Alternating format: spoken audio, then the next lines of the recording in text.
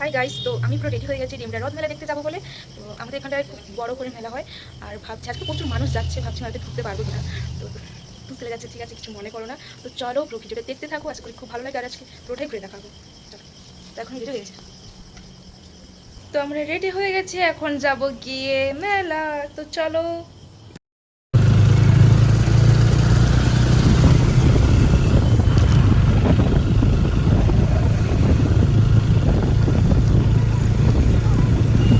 তো গাইস দেখো, প্রচুর পরিমাণে ভিড়, যেতেই পারছি না আমরা। আবার অন্য একটা এসেছি, দেখো।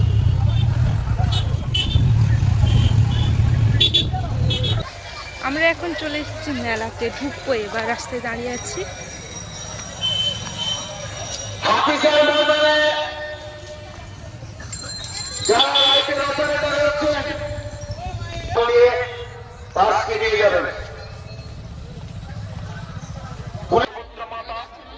মেলার মধ্যে প্রবেশ করেছেন, আপনাদের আশীর্বাদ, আপনাদেরকে আশীর্বাদ করছেন।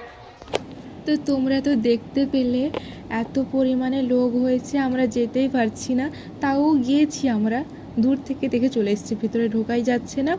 আর এত গরম লাগছে, তার জন্য কিছু নিব না, তাও একটা দোকানে ঢুকে গেছি শুধু ফ্যানটা চলছে বলে। তারপর সেইখান থেকে আমরা এসেছি একটা দোকানে, এখান থেকে মা প্রদীপ নিবে সেটা দেখছিলাম। তো তারপর চলে এসেছি ফুচকা খেতে। ফুচকা খেতে এসেও আমাদের লাইন দিতে হয়েছে, আবার অনেকক্ষণের পর লাইন পেয়েছি। তারপর চলে এসেছি পাপড়ি চাট খেতে। তো এখন বাড়ি যাব।